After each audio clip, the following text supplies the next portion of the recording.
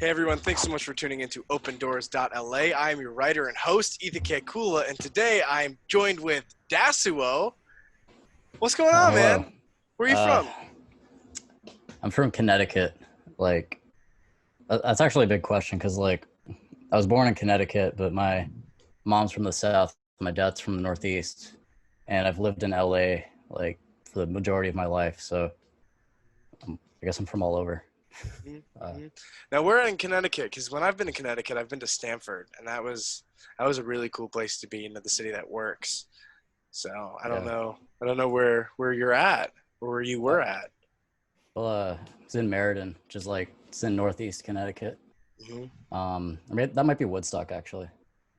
I don't remember exactly where. Again, I was like hmm super young. Okay, okay. But yeah. The East is a completely different hmm world, really. Like three time zones does something to culture. Yeah, how so? What have you noticed? I don't know if you've traveled anywhere now as an adult to the East Coast, and if you're seeing any differences. Yeah, I visited this. It was either this summer or last summer. No, it was last summer. And like first thing I noticed, of course, is like they're completely different accents. Um, there's other languages too hmm spoken over there, like Pennsylvania Dutch. hmm There's an island off the coast of. It's not Minneapolis. I think it's Massachusetts. It's like a little fishing village, and the history of this village is like they had little connection to like the mainland United States. So what happened is they developed a British accent because they were constantly talking to British ship sailors, and so like Really? yeah, so like the old people on that island sound like they're from the UK. It's fucking crazy. That's incredible. That's incredible. Yeah, And you've been to this place? I've not. I've just read about Okay. it. Been to hmm Connecticut and a bunch of states up there, but hmm yeah. That's really cool. That's really cool, man. Yo, so your music. So I just wanted to know if like a lot of the music that you have are those, instruments. I see that you have instruments behind you, so I'm imagining that a lot of them are Yeah. practical and you've played them and recorded Yeah. that instead of doing, all digital or virtual, music creation, music producing, I right? used So, there's three guitars here. The one on the floor right here is it's a it's an acoustic steel string. The one standing up is an electric, and it's an island that I got in Connecticut. And I used all three for the record. which record? Acoustics too. Acoustics. Okay, Yeah. acoustics too. Now, with acoustics one, you did that about like a year ago, right? So what kind of inspired, that? And that is kind of its own genre of music. And so I was really excited to hear that of like, that kind of music because that sound isn't really, popular right now, right? Yeah. And so what inspired you to do, those tracks?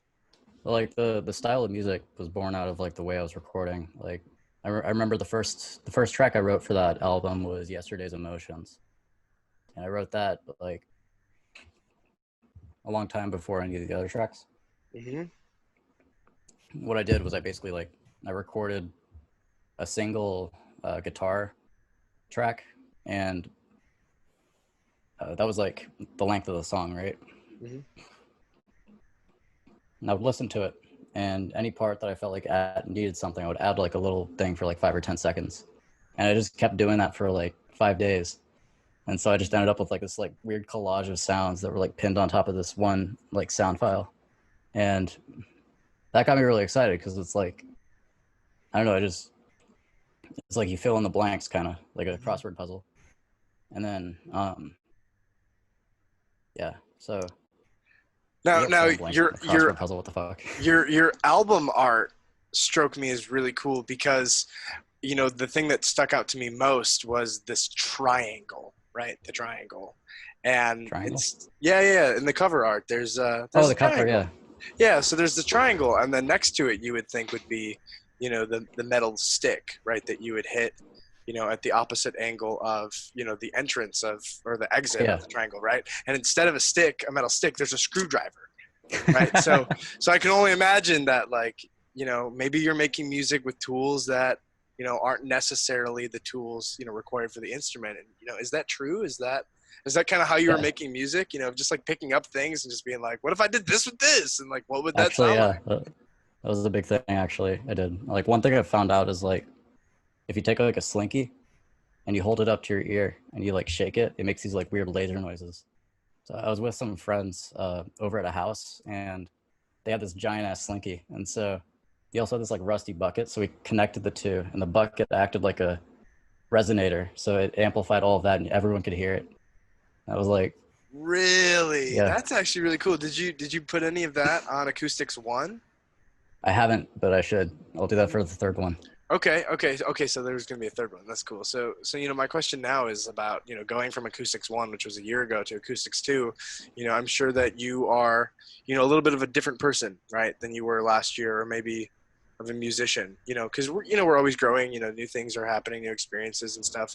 And so, the big thing that we're seeing in the movie industry is a lot of remakes, of Yeah, like remaking old movies, and you're kind of seeing that in the music industry with the way that albums are kind of being either re-recorded or edited or anything. So, with Acoustics 2, is that a little bit like a remake of Acoustics 1, of like, things that you wish you could have done, like a year ago, is like, as a almost. Yeah, musician? like a few of the tracks on that were tracks that I'd released around that time. Hmm. Um, I think Tone is probably the oldest track on that album because I had that written like by the time I released the first one. And then I guess I wouldn't call it a remake because the music in that album is completely different from It's the other completely music. different. But It's completely yeah, different, right? Right. and So it's then it's almost like a sequel, but I'm just curious of like if there were any songs or maybe moments on the first album that you like got to take a second look at and kind of add a little something to it.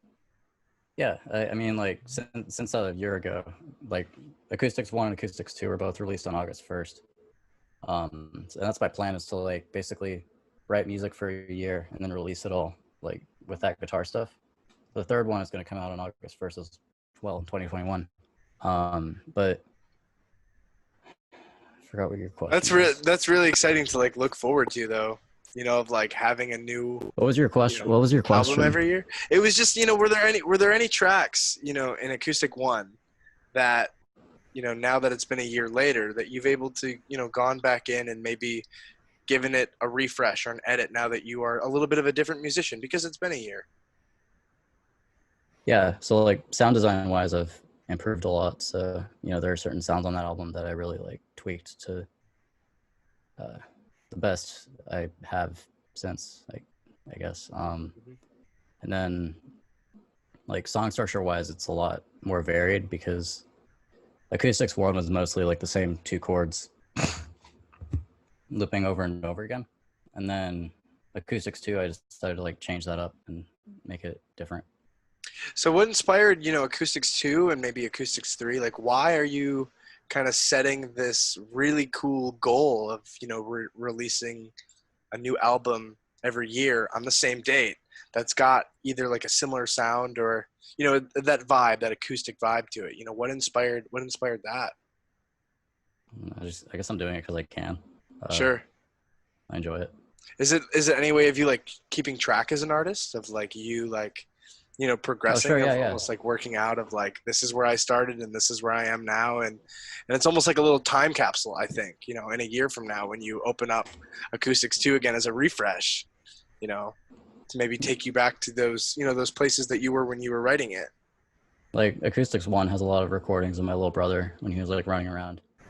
It was the photograph was taken in my old house, and it's like regardless of what my intention was, there are all these like little things about that album that remind me of like what my life was at that point, and like that was kind of interesting. So I put other things like current to my life right now into that album. Um, like there's like a recording of my girlfriend and I having a conversation on one of the songs, and then recordings with these guitars over here, which the nylon is actually new, and the other two were used on the other album. And the So other album, what was that? Was that Six Reasons Why? Acoustics One, Oh, on the first album, I see. So yeah, so when it comes down to Six Reasons Why, I'm a huge fan of alternative music myself. And for those of you that know me, yeah, it's just like I'm always listening to K rock if I'm in the car and I don't have, my iPhone available or whatever, but I'm really big into alternative music, and I've been ever since I was a kid. And so that's something that's always stuck with me. Now, your album, Six Reasons Why, really gives me this alternative music vibe, right? It's fun. It's got lots of like blaring guitar. You know what I Yeah. mean? A lot of that sound that I just personally adore. So I was really curious about the lyrics. You know, were these lyrics that you wrote and sang? Yeah. I wrote those lyrics. I was in a really, really bad time in my life, and going through a lot, and I had a lot of questions that I didn't really have answers, which is where the title came out, Six Reasons Why. It was like I was doing it for closure almost. So, a few of the songs are really depressing. The first song was it was an old song I wrote that I turned into like a punk track because I Mm-hmm. thought it'd be fun. Um, and then yeah, like with some of the songs on that, it's like the music is kind of loud to the point where it's like breaking, and Yeah, yeah, it's a really unique sound. I didn't think. it's a Yeah, hallmark of shoegaze, which is it's the genre of music. yeah, for sure. Um, uh, I forgot what we were talking about. We were just talking about, were those your lyrics? And you said that. So you said that those lyrics were kind of giving you some closure, right?